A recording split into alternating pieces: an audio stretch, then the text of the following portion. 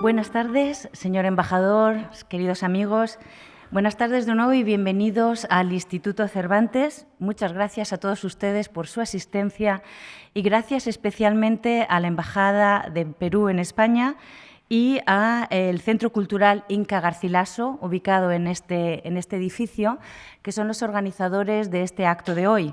Gracias también, por supuesto, a los escritores Vicente Molina Fox y Renato Cisneros, que intervendrán en este homenaje a la figura de Ricardo Palma, con quien se inicia este ciclo de conferencias La narrativa del Perú.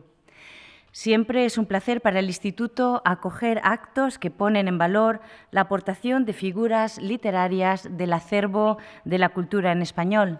En esta ocasión se trata de un escritor que representa de forma original y no exenta de contradicciones el espíritu peruano en su manifestación artística de finales del siglo XIX y principios del XX.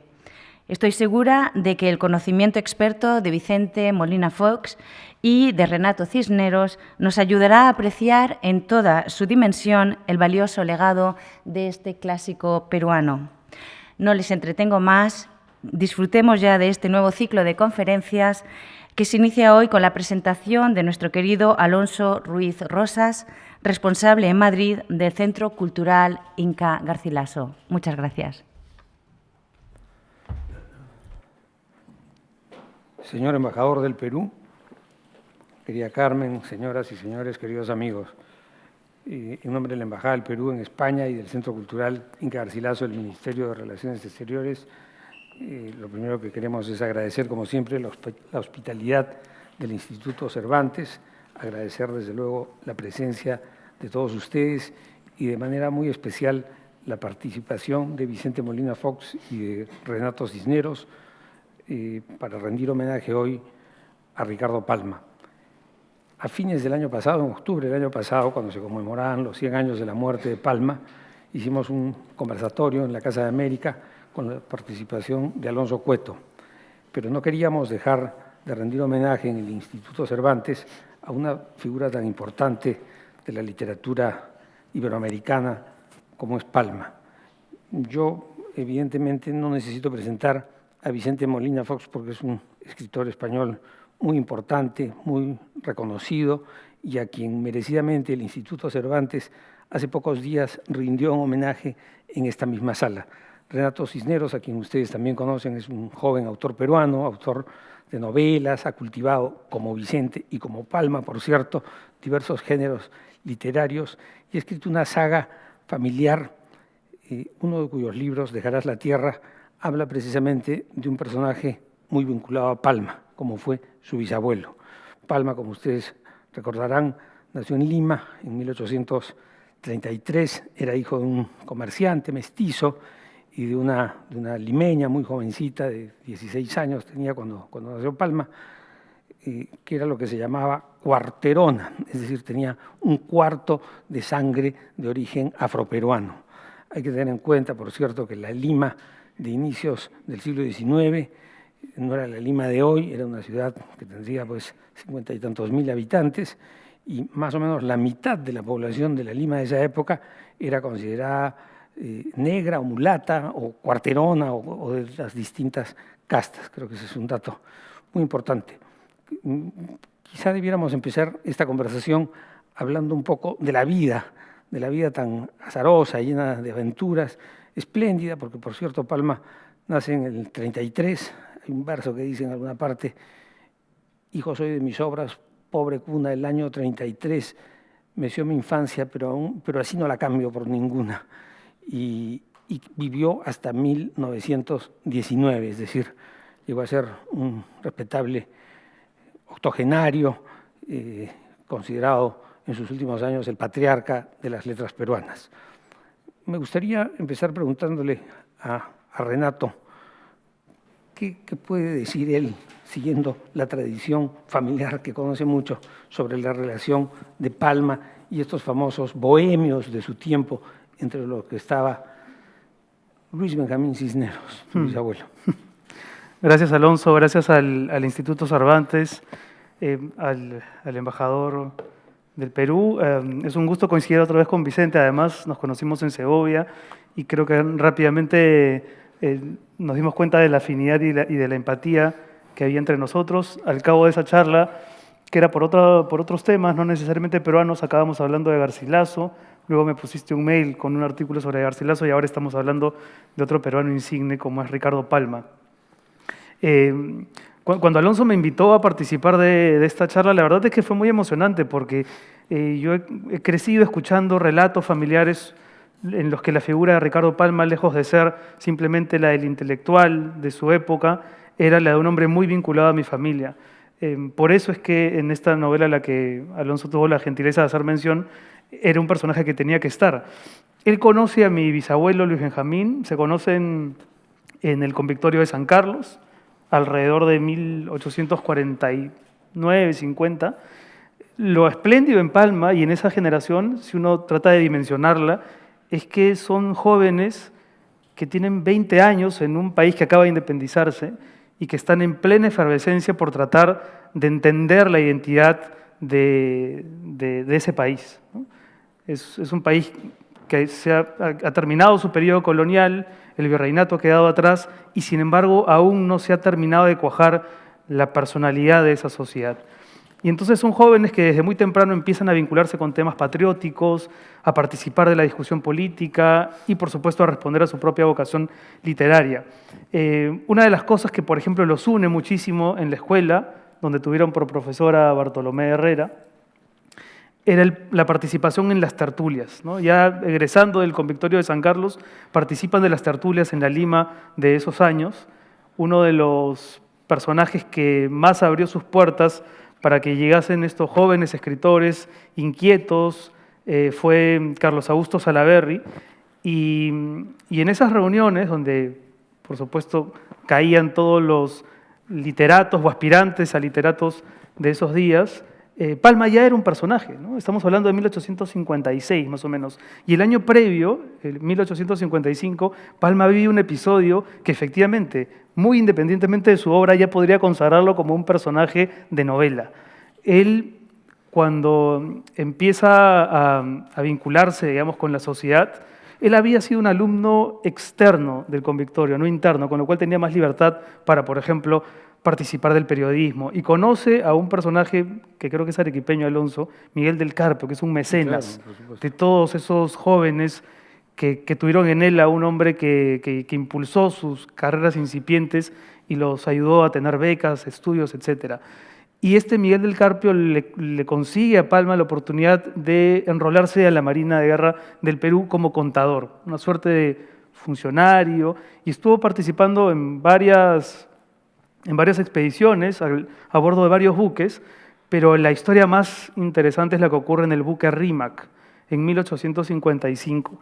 Voy a leer un pasaje de la novela en la que Palma está en estas tertulias, jactándose un poco de haber sobrevivido, porque fue de verdad una aventura que hasta ahora no creo que se haya contado del todo bien. El buque Rímac, el primer buque a vapor de América Latina, había resultado tan novedosa por su sistema de propulsión que cuando arribó al puerto de Paita en su recorrido inaugural, los pobladores, al ver la enorme columna de vapor saliendo de la chimenea, se alarmaron creyendo que se incendiaba. Pero lo que Palma contaba no era eso, sino los pormenores del accidente que todo Lima comentaba aquellos días: el sonado naufragio del Rímac en la punta de San Juan, en la playa de Los Leones, donde la nave, en medio de una borrasca, colisionó contra una formación rocosa conocida como el Elefante. Son 400 personas a bordo, se salvan únicamente 12. En ese barco también estaba y también se salva el bisabuelo de Julio Ramón Ribeiro, que tenía 15 años únicamente. Y de esos 12, uno es Ricardo Palma. O sea, ya el azar desde esa aventura juega un papel preponderante.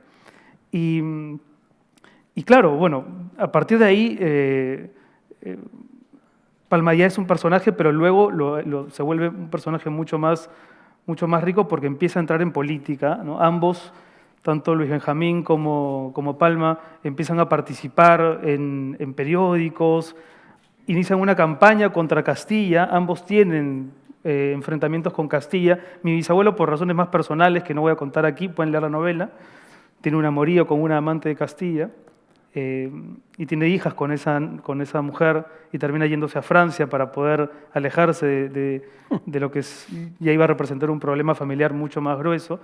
Palma se enfrenta a Castilla desde lo político, incluso participa de una azonada, un intento de secuestro, llegan a la casa de Castilla, Castilla no está, él termina preso y termina exiliado en Chile. Y a pesar de que ahí empieza una distancia geográfica entre ambos, no dejan de comunicarse, no dejan de cartearse. Un nuevo gobierno designa a Palma cónsul en el Brasil, él pide una licencia de 3 meses, se entiende que por razones de salud, dilapida el dinero, termina en Francia, donde mi bisabuelo había iniciado ya una carrera diplomática y era cónsul en el puerto de Le Havre. Ahí hay un encuentro muy bonito, ¿no? Palma no está pasando un buen momento, ya decía yo, había dilapidado los fondos que le había dado el Estado peruano como cónsul, nunca llegó a ejercer como cónsul en el Brasil, se encuentran en el Havre, en este puerto en la Normandía, y ahí es cuando, después de mucho tiempo, pueden ponerse al día de las muchas cosas que habían venido pasando en el Perú. Hay una cita de Palma donde dice: yo amé siempre a Cisneros con el cariño del hermano mayor por el menor, le llevaba 4 años. Durante varios meses, allá en los días de plena juventud para ambos, fui su huésped en el Havre, en el precioso chalet que nuestro cónsul habitaba, y más que desde el colegio, dató desde entonces nuestra cordial amistad. Mi abuelo, en esos días, cuando Ricardo Palma deja Francia y se regresa al Perú, un año antes de la guerra con España, escribe una carta a su otro buen amigo Casimiro Ulloa: con Palma me desahogo y vivo en la patria horas enteras. Cuento esto para matizar, digamos, el cariño que se tenían ambos. La pasan mal los dos luego. Mi bisabuelo vive desde fuera del Perú, la guerra con España. La pasan muy mal los dos con la guerra con Chile. Ambos pierden sus bibliotecas, sobre todo, más que sus capitales, que no tenían tanto. Y en el caso de Palma es bien significativo, porque cuando hablamos ya de la guerra con Chile, 1880, la batalla de Miraflores es 81. Entran los chilenos a Miraflores, saquean muchas casas, y entre ellas la de Ricardo Palma, que vivía en Miraflores, y ahí desaparece su biblioteca. Y no es un hecho menor, porque años más tarde, cuando a él le encargan la Biblioteca Nacional, también saqueada por los chilenos, no incendiada, como dicen algunos historiadores, sino saqueada, él tiene una labor magnífica y ciertamente reconocida internacionalmente. Se hace ahí dueño de ese apelativo del bibliotecario mendigo. Y mi bisabuelo sigue mucho esas correrías todavía desde el extranjero, pero luego se encuentran una vez más en el Perú, participan en recitales en el Ateneo, y ya sobre el final de la vida de mi abuelo, que muere relativamente joven, luego de una larga enfermedad, tuvo Parkinson, Ricardo Palma está muy cerca suyo, y finalmente cuando muere y lo entierran, Palma tiene una muy bonita referencia a él, publicando, no recuerdo si en El Comercio, una carta donde termina diciendo: hoy me abandonas, egregio poeta, inolvidable amigo, cuando en mi camino encuentro zarzas punzadoras. La ausencia no será larga, adiós hermano, hasta pronto. Bueno, de hecho el encuentro fue largo, porque recién Palma moriría en 1919. Pero en los años que restaron, mi abuelo, Luis Fernán, el hijo menor de Luis Benjamín, quien se había convertido en secretario de su padre y quien siguió a Palma desde muy de cerca, iba a la biblioteca, se cría con los hijos de Palma, y entonces de alguna manera también hereda esta relación que su padre había tenido con el tradicionalista. Cuando Palma muere, a mi abuelo lo invitan a dar unas palabras en el presbítero maestro, que es el cementerio donde se encuentran sus restos. Y dice mi abuelo, tenía 37 años en ese momento, lo siguiente: señores, el tránsito de Ricardo Palma es profundamente evocador. No pasa ante nosotros un libro, ni una vida, ni una época. Pasan siglos. Retrocede su sombra y con ella retrocedemos siguiéndola. Llegan aromas de sahumerio. Están doblando todas las campanas de la Lima virreinal. Lloran las plañideras en los aguanes. Se detienen a las puertas del cementerio las calesas. Aquí están con nosotros los oidores, rezan en derredor del féretro frailes encapuchados, se anuncia la cruz alta, asoman los arcabuces, refulge el patio, y aquí está el virrey, el de Cañete, el de Salinas, el de los Milagros, el de Montes Claros, bromista de palacio, el de Esquilache, que ajusticia a los duendes, el de Lemos, procesional y fastuoso, el arzobispo que carga barras de oro para el chapín de la reina, el de Monclova, brazo de plata, el de Castel dos Rius, gimnasta de los versos, el de Amat, que ama en pecado, o el de Viluma, ya abatido por el tronar de los mosquetes patriotas. Quien quiera que seas tú, virrey del Perú, inclínate ante esta tumba. Hiciste poco o mucho por la corona de Carlos, Felipe o Fernando, el gran tradicionalista, lo hizo todo por el Perú, por España y por la raza. Seguramente va a haber oportunidad de conversar con Vicente y con Alonso ya sobre la obra propiamente de Palma, y ahí me gustaría hacer algunos añadidos, pero a grosso modo, este es un poco el arco narrativo que une a Palma con Los Cisneros, que está lleno de historias y de anécdotas. Me voy a permitir contar solamente una para darle, por supuesto, pase a Vicente. Mi abuelo cuenta que cuando visitaba la biblioteca de la Nación y Palma estaba a cargo, él corría con los hijos y con las hijas de don Ricardo.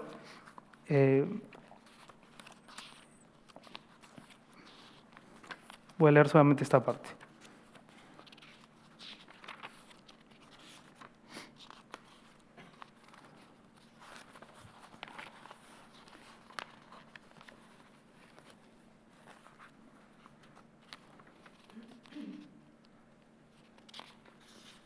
Todo el tiempo lo retrata como un hombre absolutamente sarcástico, ¿no? que siempre está, incluso en sus últimos años, ahí en Miraflores, al pie de un sauce donde sus hijas lo sacan ya en silla de ruedas a la espera de que pasen los colegiales, para jugarles bromas, y las quinceañeras, para lanzarles piropos, y que hasta el último momento mantiene un espíritu bastante lúdico. Dice mi abuelo en esta semblanza: aquella casona conventual de la biblioteca, por ser suya, fue escenario de algunas fosforescencias de mi mocedad.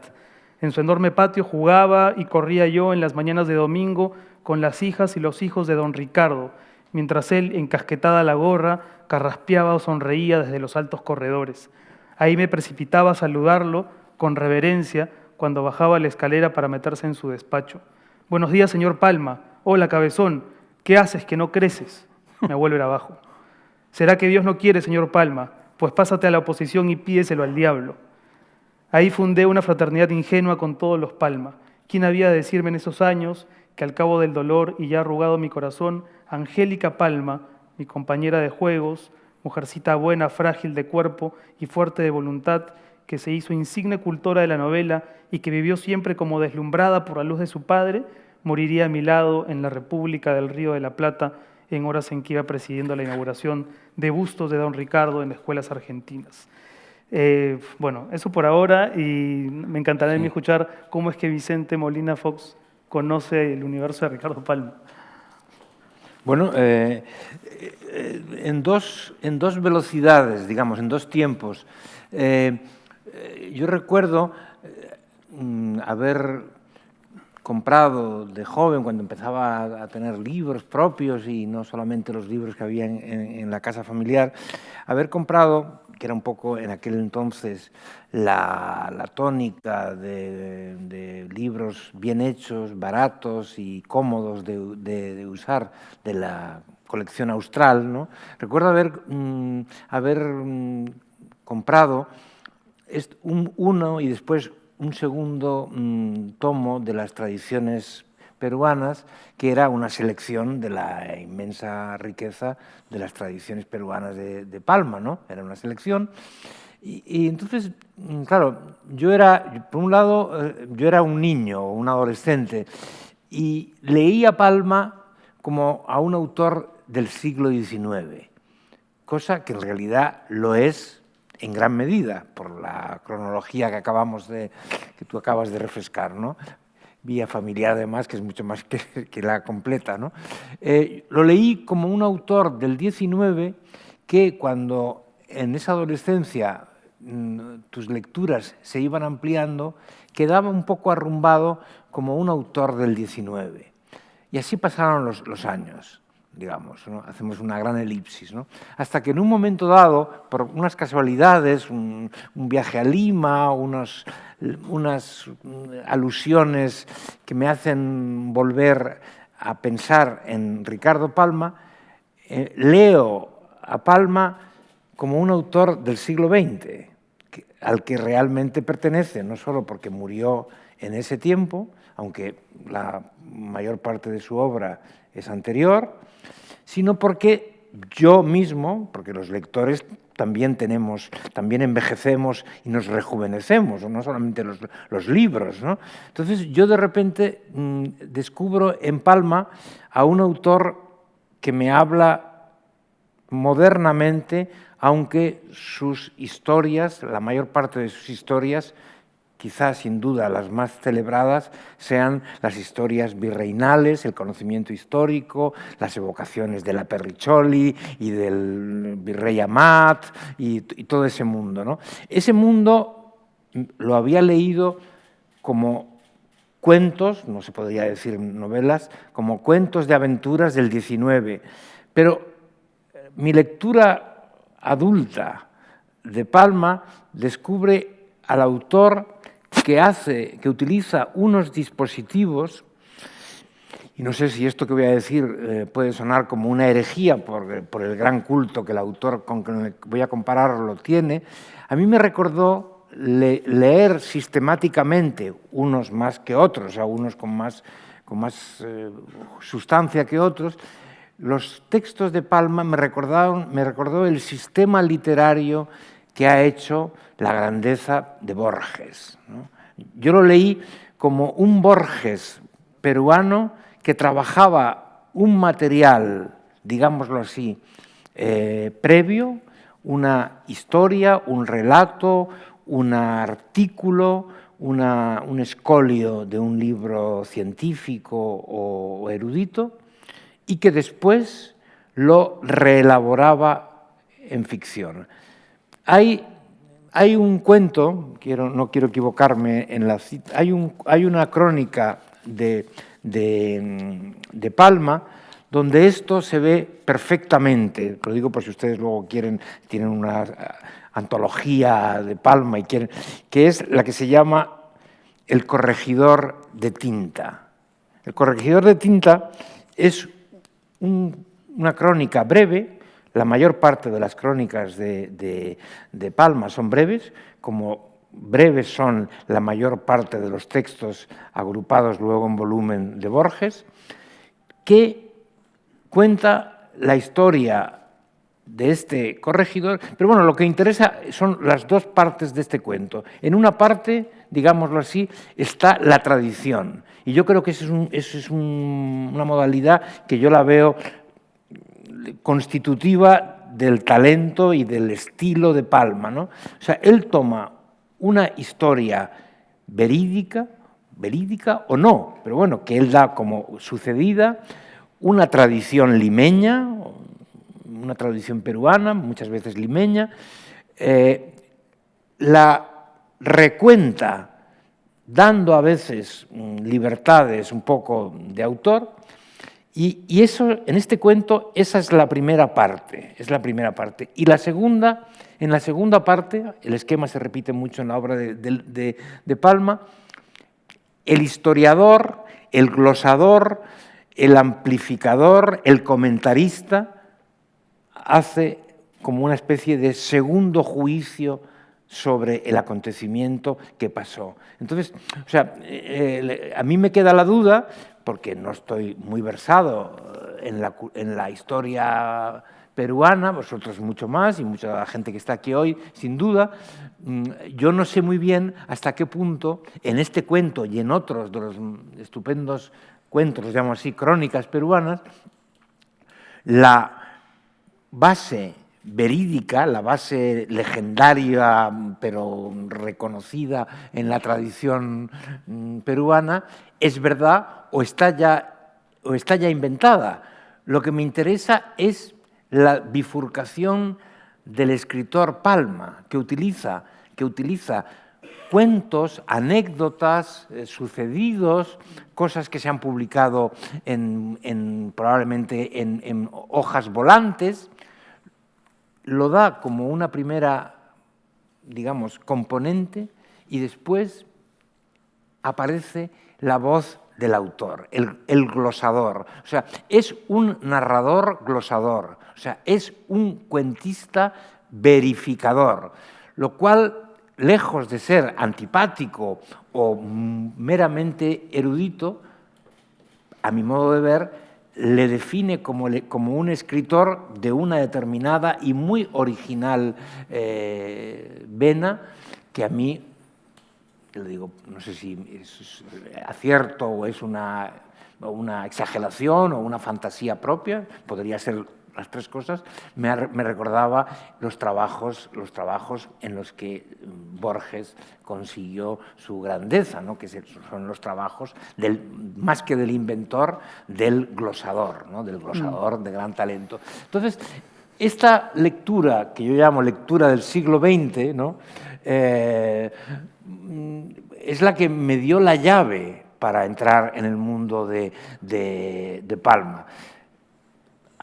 Tenía la obra completa en esta edición. La tuya es mucho más bonita, esta que tú tienes aquí, ¿no? Que yo también la vi, pero era demasiado abultada, y yo preferí comprar en Lima, en una librería de segunda mano estupenda que había cerca del hotel donde yo me hospedaba y a la que iba todos los días un rato. Pues allí encontré el tomo de Aguilar, editado por la nieta de Palma, ¿no? Donde estaban cosas que, claro, yo había leído una selección de las, 1000 y pico páginas que tienen las crónicas enteras, ¿no? Había leído una selección de estas de Austral, bien hechas, pero limitadas, que tendría cada una 100 páginas, ¿no? Había leído 200 páginas de Palma. En este libro, aparte de poder leer, y en la serie de las 10 series, ¿no? 10 series de tradiciones, para mí fue la sorpresa. Había versos juveniles, no extraordinariamente buenos, había cartas, había piezas ensayísticas, pero sobre todo había esta para un lector español, crónica del viaje a España, ¿no? Está también su memoria, ¿cómo se llama? La Bohemia de mi tiempo, que es un libro delicioso, donde además habla con enorme elogio de alguien que a mí me gustaría saber si esto es una cosa solamente de Palma o en Perú tuvo una acogida especial, un escritor al que él le da mucho relieve, que es el Padre Isla. El Padre Isla, autor de una de las obras más divertidas y, para mi gusto, geniales de la literatura española del XVIII, un siglo que siempre se dice que en España fue yermo literariamente, cosa que no es verdad, creo. El Padre Isla es un personaje muy interesante y autor de esta novela, que se considera cómica y, como todo lo cómico, un poco menor, ¿no? Pero la comicidad del Padre Isla y la historia de Fray Gerundio de Campazas, de la historia del gran predicador Fray Gerundio de Campazas, alias Zotes, es otra afirmación atrevida, porque a mí me gusta a veces un poco, no siempre, ser atrevido. Es un poco nuestro Tristram Shandy de Stern, ¿no? Es el equivalente de una novela como el Tristram Shandy de Stern, que tradujo hace años por primera vez en español Javier Marías. Entonces, esto es una cuestión de curiosidad. Pero bueno, leí este relato del viaje a España. El viaje de España tiene para mí un interés especial, yo creo que comprensible, y es que Palma fue un hombre que estuvo muy ligado, tú lo has dicho, en fin, y se podría seguir hablando más de eso, de su, digamos, dedicación a la política. Él fue un político, trabajó con el presidente. Fue secretario de José Balta, ¿no? Exactamente. De hecho, cuando muere Balta, es asesinado Balta, él se retira por completo de la política. Que muere a su lado en un bombardeo, creo, ese es en el 66. Ese es José Gálvez. También, amigo. En ese combate también pudo haber muerto Palma. Después del buque, ese es el segundo incidente histórico donde él estuvo a punto de perder la vida. 10 minutos antes de que estalle la torre de la Merced donde muere Gálvez, a él lo mandan a que entregue una información tipográfica. Y esa comisión, digamos, le salva la vida. Sí, pero bueno, él fue un hombre de acción totalmente. Un hombre de acción, luego el bibliotecario y refundador de la biblioteca de Devastada, etcétera, ¿no? Y por tanto, claro, un hombre que, aunque se le ha acusado en algunos momentos por algunos autores, no por todos, de crear en su obra una especie de Arcadia idealizada del tiempo virreinal, ¿no? Algo de eso tiene, evidentemente, pero luego está para mi gusto, maravillosamente contrarrestado por la ironía suprema de la escritura de Palma y por su libertad incluso al juzgar, por ejemplo, la presencia y la importancia que la Iglesia Católica tenía entonces en esa sociedad, como la tenía en España, ¿no? Entonces, a mí me gustaba ver las contradicciones. Yo creo que las contradicciones en el ser humano, si no son letales, son benéficas, ¿no?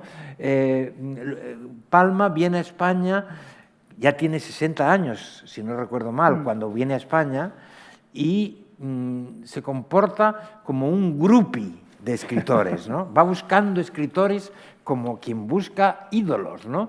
Y quiere ver a Menéndez Pelayo, con quien se ha carteado, y no digamos a Unamuno, y a la condesa Pardo Bazán, y a todos aquellos...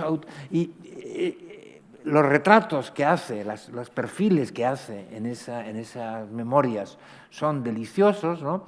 Pero también está, digamos, la contradicción, porque Palma es peruano y es anticolonialista, ha luchado contra la colonia, ¿no?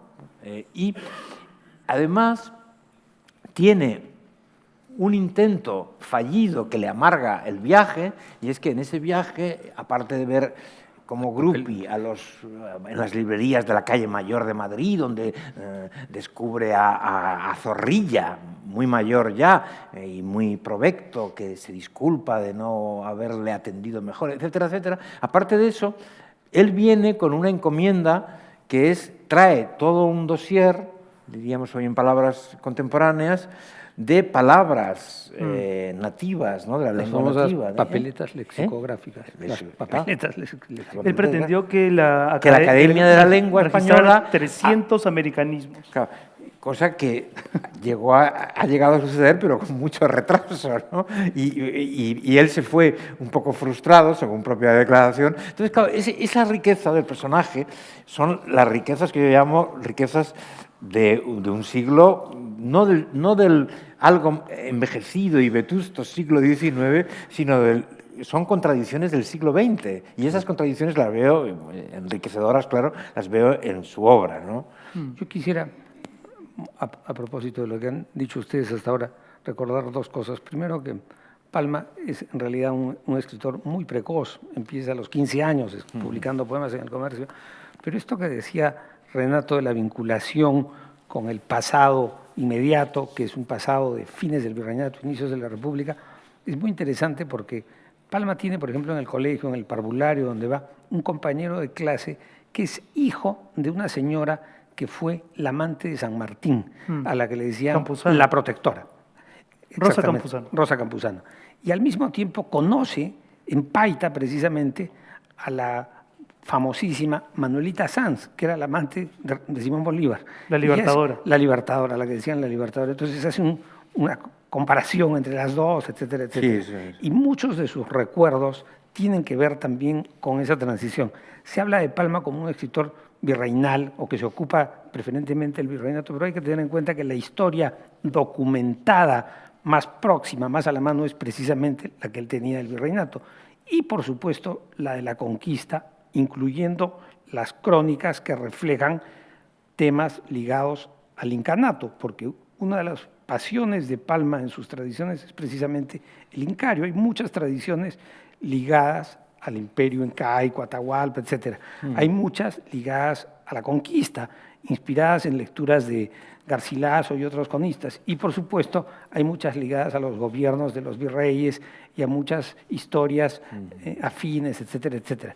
La mayor parte sucede en Lima, pero también hay tradiciones en Trujillo, en el Cusco, en Arequipa, etcétera, y en Potosí, porque otra de las fuentes importantes que debiera formar parte del canon también de la literatura peruana de ese momento es este famoso libro Historia de la Villa Imperial de Potosí, que escribe Bartolomé de Arsanz, que es una especie de Palma del 18, que cuenta todo lo que pasa en Potosí desde sus orígenes, que es un escritor muy interesante.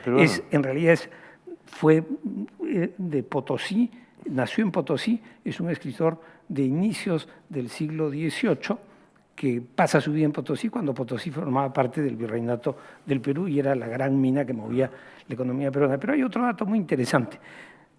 Como recordaba Renato, Palma, después de esta conspiración contra Castilla, que curiosamente es más bien el caudillo liberal, porque en un momento Palma apoya a Vivanco, que es el caudillo conservador, pero finalmente él es un liberal demócrata, digamos.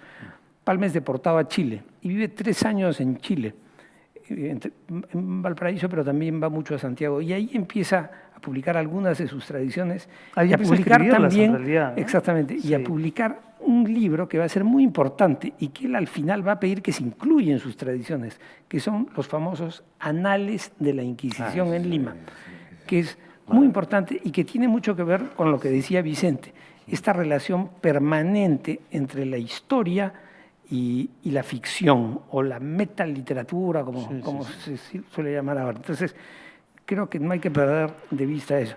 Es cierto que, por una cuestión de celos generacionales y de un desdén, ese sí, aristocrático, González Prada instauró en el Perú el menosprecio a la obra de Palma, que después ha tenido muchos seguidores. Para suerte de los peruanos, 2 seguidores en lo ideológico de González Prada, como fueron Mariátegui, José Carlos Mariátegui y Aya de la Torre, ambos se dieron cuenta que más allá de la prédica que podían respaldar, apoyar de González Prada en lo social, en la valoración de la obra de Palma no acertaba González Prada, porque la obra de Palma no es un elogio ni un deseo de volver al virreinato, eso es absolutamente equivocado.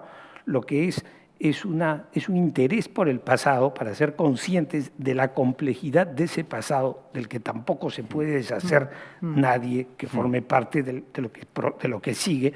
Finalmente, la tradición no es que vuelve, sino que es el hilo que te conduce de ida y vuelta. Y creo que eso es algo muy importante a la hora de valorar la obra de Palma. Es bien interesante lo que dicen ambos porque claro, subrayan y ponen énfasis en aspectos de Palma que normalmente no son tan recogidos, las paradojas de Palma, ¿no? Tanto en lo político como en lo personal. Hay un aspecto que a mí me interesa mucho resaltar, y es que finalmente esa identidad, ¿no?, nacional que se termina cuajando gracias a los textos de Ricardo Palma son escritos por un hombre que proviene de una herida, ¿no? Los historiadores no se ponen de acuerdo, pero él es, algunos lo denominan hijo natural de Pedro Palma.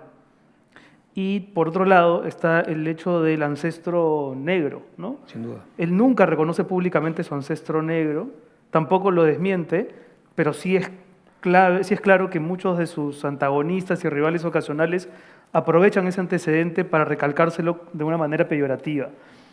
Y es curioso que un hombre cuya identidad personal, psicológica, ha pasado por esa fractura, termine siendo tan importante para no solamente instalar, sino casi como inaugurar la identidad de los peruanos de ese tiempo hasta ahora, porque con independencia de las polémicas de los historiadores, la Lima virreinal, la Lima colonial, para nosotros los peruanos, es la que traza Ricardo Palma. muchos historiadores, por ejemplo, dicen que las tapadas limeñas son una invención palmista, que por ahí había una o dos, pero que no eran, digamos, una figura preponderante como sí lo son en las tradiciones de Palma. Y sin embargo, nosotros hemos vivido y moriremos con la convicción de que en el virreinato esos personajes estaban ahí. Eso por un lado. Y lo segundo, lo que dijo Vicente, que me parece importantísimo, el humor.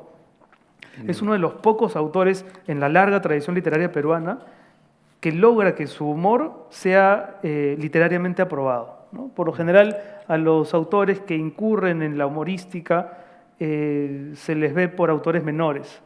Palma, como haría mucho más tarde, Alfredo Bryce, por ejemplo, por mencionar a un autor de nuestro tiempo, consigue inscribirse en la tradición mayor como un autor serio, pero que al mismo tiempo no rehúsa el lenguaje humorístico, sardónico.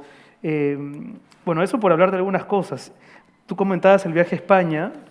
Mi abuelo, en la semblanza que escribe sobre Palma, aborda ese viaje, y yo les quería leer lo siguiente que me parece muy interesante. Cuando en 1892 va a Madrid para festejar en nombre del Perú los 4 siglos de Colón, los perilustres viejecitos de la calle de Valverde, donde estaba la Academia Española, que ya lo han hecho académico correspondiente porque la zumba peruana les resulta gustosa y terapéutica, le dan una bienvenida con voces de cariño y retosos colegiales. De piso en piso y a taza de café por abrazo, Palma se chancea con Galdós, Pi Margal, Zorrilla y Eugenio Sellés, y con los mexicanos Riva Palacio y Sosa. Y como si todos recordaran la misma escuela de primeras letras, intercambia con ellos anécdotas jocundas que transforman las charlas en un bailar de trompos descuajaringados. Bueno, más adelante dice que hay efectivamente un conflicto. ¿Por qué? Pues por aquello de que la academia limpia, fija y da esplendor a la lengua. Cuando el visitante peruano, como formal académico correspondiente, quiere que 300 americanismos sean amparados por el diccionario español, hay toque de zafarrancho y se llenan de humo las poltronas por 20 sesiones consecutivas. Los de América, según Tamayo y Baus, debemos servirnos del idioma con humildad, sin causar otra cosa que repetir como el oro lo que nos dicen. Crear palabras españolas en América, no, hombre, no. La ternura de la madre por sus hijos no da para tanto. Con la tesis peruana están, sin embargo, Núñez de Arce, Campoamor, Cánovas del Castillo, Valera y Balaguer. Pero como los adversarios son más, es fuerza reírse para adentro y resignarse. Bueno, Palma sale de esa reunión y, según el anecdotario, pasa lo siguiente. Al salir de la academia rezongando por ventear y cosquillar a la vez su herida de amor propio, coge a su hijo Ricardo, de 9 años, que era su inseparable compañero de todas las visitas, y se va con él, samba que zumba, a la despedida que le ofrece doña Emilia Pardo Bazán. A pesar de que la célebre novelista le ha rogado que esa noche, por tratarse de una tertulia de alta categoría, vaya sin el niño para liberar de cortapisas el diálogo y la expansión. Y aunque este chascarrillo puede parecer gana limeña de colgar al tradicionista su respectiva tradición, yo digo que dice todo Lima que Palma, llegando a la tertulia, deja al niño detrás de la mampara, entra solo y saluda con una gran voz en esta forma. Buenas noches a todos en el nombre del Padre y del Espíritu Santo. ¿Cómo?, grita en el acto doña Emilia, y el hijo don Ricardo, a lo cual el visitante, con los ojos en la mampara, exclama sonriente, pasa Ricardito que te reclama. Qué bueno. Con Palma es bien interesante comprobar que a los peruanos nos cuesta ponernos de acuerdo en muchísimas cosas, por supuesto, pero que venimos de muchas fracturas, ¿no? Palma, efectivamente, como recordaba bien Alonso, tiene que lidiar con ciertos personajes. Probablemente la polémica con González Prada sea la más célebre, a pesar de que el que queda mal es González Prada, ¿no? Al final creo que Palma sale bien librado de los señalamientos que se le hacen, algunos muy absurdos. Por ejemplo, Palma había estado 30 años en la Biblioteca Nacional, González Prada hereda ese cargo y empieza a hacerle reproches a Palma del tipo siguiente, que llenaba los libros que él había conseguido en estos viajes, ¿no? Porque eran viajes en los que él se permitía entablar estas amistades y también encontrar en autores posibles donadores, que en algunos libros él hacía apuntes personales, y eso a González Prada lo irritaba muchísimo. Y una de las cosas que hace, por ejemplo, González Prada es remitirle a Rufino Blanco, el escritor venezolano, uno de sus libros, con el sello de la Biblioteca Nacional, con unos apuntes de Palma. Unos apuntes, por cierto, muy críticos, ¿no? Y Rufino Blanco, en algún artículo, aprovecha en el prólogo de Páginas Libres. En el prólogo de Páginas Libres. Si no es un artículo, sino más en el prólogo de Páginas Libres, aprovecha para golpear a Palma y decir que él le tenía inquina porque un mulato de las huestes de Bolívar violó a una mujer y de ese encuentro nació Ricardo Palma. Pero bueno, lo importante de Palma son otras cosas y son las cosas que han destacado Alonso, Vicente. Yo quería simplemente señalar, no como conclusión, sino como un matiz más, además del aspecto racial que me parece importante porque a Palma lo hemos blanqueado, ¿no? Si uno se fija en la iconografía de Palma, las imágenes que más circulan de él, en ellas da la apariencia de ser una especie de, no sé, de viejo pascuero, ¿no? Blancón. Y sin embargo es un personaje azambado. Si uno revisa las fotografías de Palma, es claro que hay, ¿no? Hay unos matices en su piel que no tienen nada que ver con la iconografía que se ha hecho más popular. Eso por un lado. Y luego la mención que hacía Alonso de las mujeres, de la libertadora y de la protectora, una lectura feminista de Palma también lo ha ubicado a él como un hombre que en su tiempo, como todos los hombres de ese tiempo, tenía una mirada en los que la mujer aparecía muy subordinada, ¿no? Él dice de Rosa Campuzano, por ejemplo, a quien conocía, ¿no? Era madre de un compañero suyo en el colegio, que su principal virtud era seducir a los hombres. Y de Manuelita Sáenz decía que era una equivocación de la naturaleza, porque negaba su sexo. ¿Por qué? Porque la mujer participaba en política, montaba a caballo, y en fin, de hecho participó en la batalla de Junín. Pero fuera de esas menciones, digamos que hay que ubicarlas en un contexto y en un periodo histórico, estamos hablando del personaje intelectual más importante del Perú del siglo XIX y que ha permanecido y que permanece en el imaginario peruano por la popularidad de sus tradiciones, ¿no? Y hoy uno va al Perú, uno va a Lima, y hay muchas cosas que llevan el nombre de Ricardo Palma. Yo hacía un listado hace un rato, mientras venía para acá. Hay una avenida Ricardo Palma, hay una feria del libro que se llama Ricardo Palma, hay un centro cultural Ricardo Palma, hay una biblioteca Ricardo Palma, hay un parque Ricardo Palma y más de uno. Una clínica. Hay una clínica, ¿no? Hay una fundación, hay una universidad. Y durante muchos años tú recordarás, Alonso, que había en Radio Miraflores, el editorialista era un hombre que Ricardo firmaba Palma. sus columnas radiales como Odrasir Mapal, Sí, claro. que era el bisnieto de Ricardo Palma. Es decir, que incluso para las generaciones más recientes es un nombre absolutamente influyente, ¿no? Vicente, no sé si quieres decir no, algo bueno, más. estamos ya... No, a mí me gustaría, aprovechando que estáis vosotros y sabéis de esto más que de lo que yo pueda saber y a lo mejor también algunos de los que estamos aquí hoy en esta sala, o sea, porque yo cuando leía Palma como autor del siglo XX, luego me preocupé de leer cosas sobre Palma. En alguna de las ediciones que conseguía para saber más de Palma, ¿no? Pues había artículos, había en la edición esta de la colección, esta colección de... Archivos, ¿no? Pues ahí hay textos... Y de Julio Ortega. De Julio Ortega, sí, editada por Ortega. Ahí es donde estaba la cosa de Bryce, de Alfredo Bryce.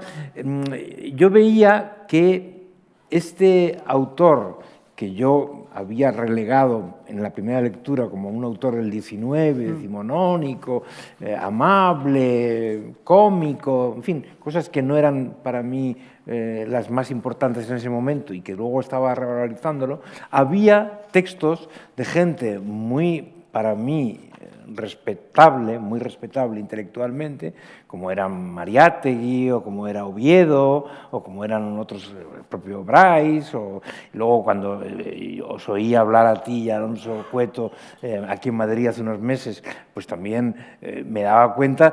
Y mi pregunta es, o sea, ¿qué consideración literaria, aparte de que haya clínicas y parques y colegios, ¿no? ¿Qué consideración literaria ha tenido o tiene Ricardo Palma? Eso es mi pregunta, porque que es una figura indiscutible, a para mí no cabe, no hay opción, ¿no? O sea, creo en ello. Pero me gustaría saber cómo es visto. Claro, vosotros habláis por vosotros, no os hago una pregunta general, ¿no? Pero me gustaría saber más de la recepción de Palma y de la posición intelectual de Palma en la literatura peruana. Porque yo creo que Palma, por ejemplo, en España, donde sin duda fue leído y donde los escritores españoles, muchos de ellos hablan, Unamuno habla de él y otras, pero Palma hoy en España está un poco difuminado, Si cabe, se sabe que es un clásico peruano y se sabe que hacía estas crónicas, pero yo querría saber, en la propia Perú, ¿qué consideración tiene? Por orden de antigüedad hablaré primero y después Renato puede dar simplemente como lo veis vosotros como de la escritores lectura de otra manera de preguntar del siglo XXI. Yo creo que Palma fue muy leído hasta los años 50 del siglo pasado. La generación del 50 le tuvo cierta aprehensión porque la generación del 50 reaccionó con mucha virulencia contra el virreinato y no dejaron de asociarlo a Palma con el virreinato. Entonces, un poco que la prédica de González Prada, a pesar, repito, de que Haya y Mariátegui, que son los dos grandes vanguardistas. Es un marxista, ¿no? Es un marxista, pero pro Palma, no está contra Palma. Pro Palma, por eso no, Mariátegui. Yo, los ensayos de Mariátegui, que es un libro que me impactó muchísimo, claro, yo ahí de repente encontré que un hombre de izquierdas, marxista y avanzado, ¿no? Progresista, hacía un elogio enorme y refutaba a los enemigos. Sin duda. Lo que pasa es que yo creo que a partir de los años 50, por un lado, hay un sentimiento muy hostil a todo lo que signifique virreinato, ¿no es cierto?, que se traduce, casi el manifiesto de eso sería el libro de Sebastián Salazar Bondi, Lima lo horrible, sí. ¿no? Que es casi un ataque frontal al tema. Y por otro lado, de parte de los escritores propiamente, hay una preocupación muy legítima por una modernización de la técnica narrativa. Y entonces Palma quizás suena un poco, para un escritor puede resultar un poco anacrónico, a pesar de que yo creo que es un escritor que sabe narrar perfectamente y que tiene una gran estrategia para persuadir, para seducir al lector y hacerlo partícipe de este estilo que es casi conversacional, es como el abuelito afectuoso contándote con mucha gracia unas historias. Pero con una gran riqueza léxica. Por supuesto. Él, claro, él es un gran lector, se le nota, no ya de mi querido padre Isla, sino de Cervantes, sin duda, de Quevedo. Y de la picaresca. De la picaresca. O sea, la lengua, o sea, él trabaja en una lengua que es, claro, la lengua española, ¿no? Enriquecida con muchos términos y con un color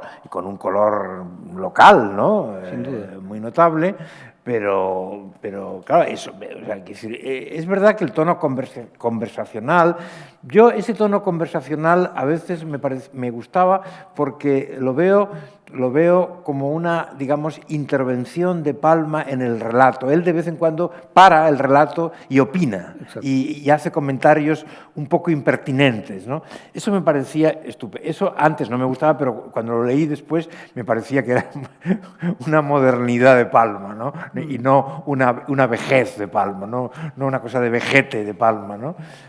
Bueno, sí, yo puedo entender, claro, esas reacciones.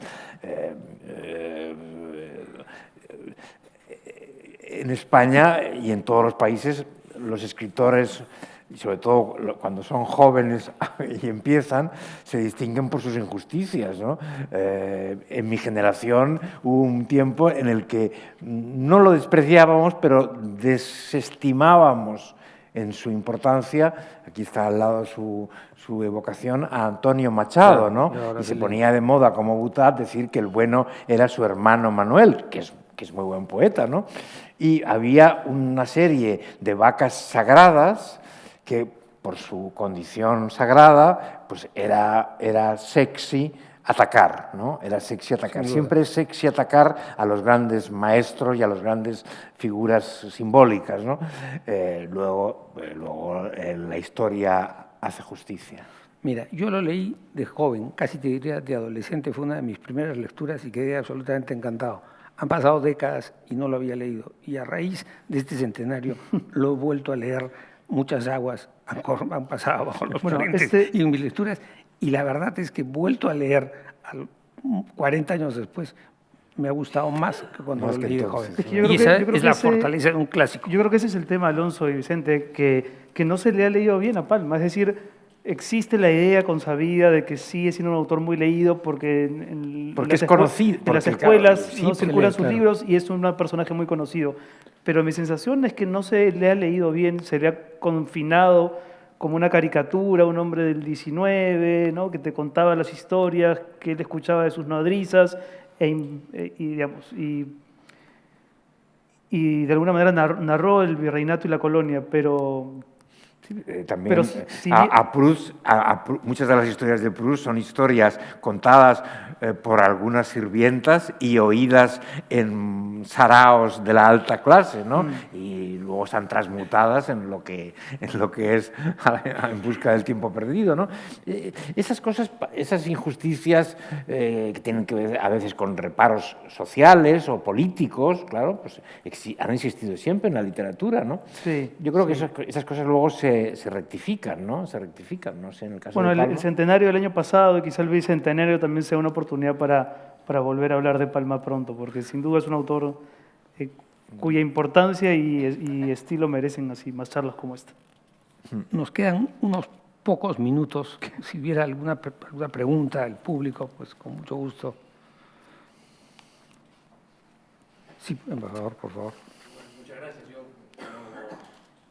primero como embajador de Perú, quiero agradecerles por esta magnífica presentación. Estamos reivindicando a un autor fundamental en la literatura y la historia del Perú, que además al año siguiente de su centenario.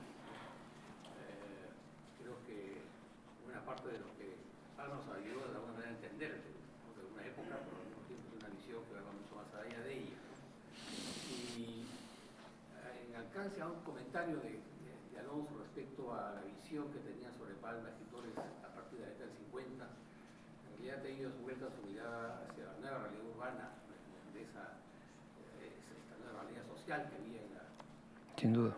Que operaba en el Perú en ese momento, ¿no? Yo los invito a leer, y no, discúlpenme que caiga nuevamente en mi declaración de parentesco con Ribeiro, pero hay un lindo texto de Julio Ramón en La Casa Sutil que se llama algo así como Adiós, viejo socarrón. Gracias, viejo socarrón.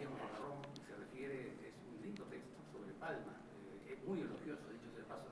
De manera que esa visión crítica, quizás por el lado del estilo, sobre todo de los autores del 50 que incursionaron en unas técnicas narrativas, ¿no?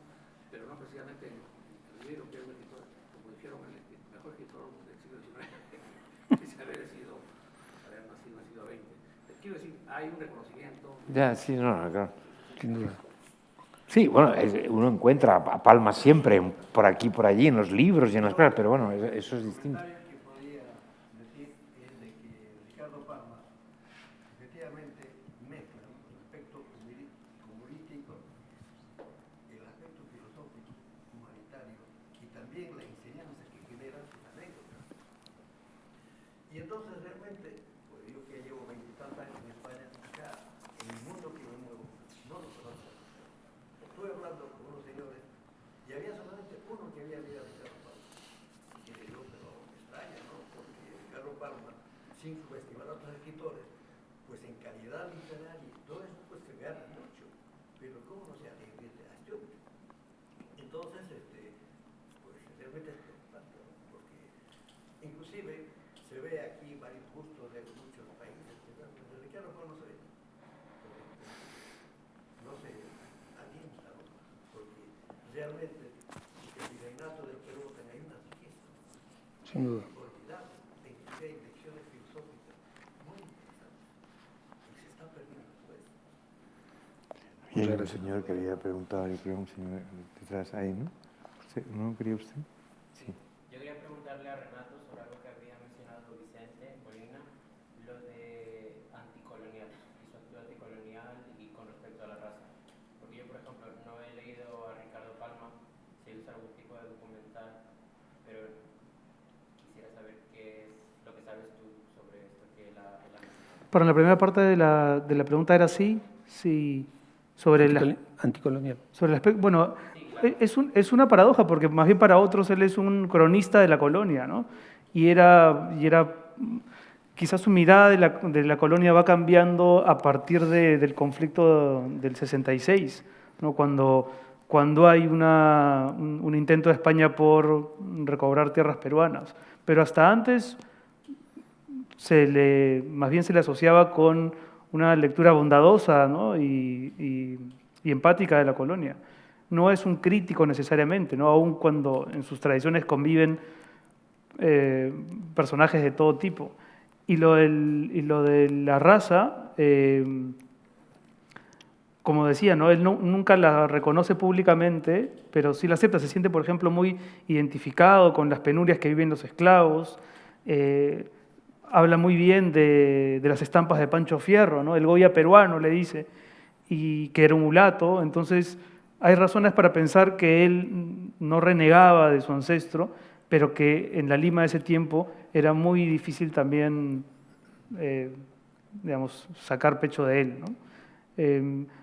Y no sé si mencionabas algo de un documental. Hay varios documentales de Palma accesibles que pueden ser como una puerta de entrada a su vida y a su obra. Sí, bueno. Quisiera una pregunta para Renato o al señor Alonso plantear un poco sobre esa amistad profunda que tuvo, profunda o no, pero con el general Santa Cruz, sobre todo ese proyecto fallido de la Gran Confederación.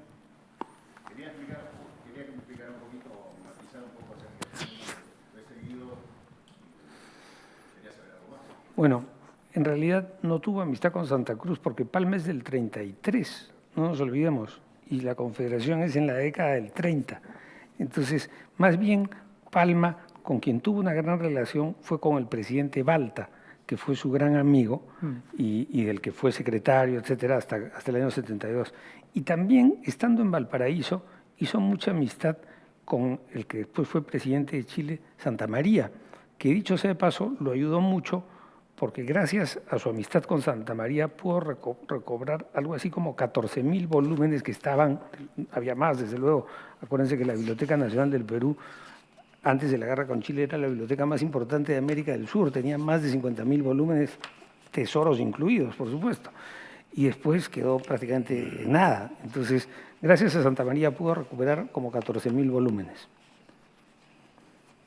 Bueno, yo creo que nos ha ganado el tiempo, pues en nombre de la Embajada del Perú y del Centro Cultural Inca Garcilaso renovamos nuestro profundo agradecimiento a Vicente Molina Fox y a Renato Cisneros y agradecemos desde luego la presencia de todos ustedes. Gracias.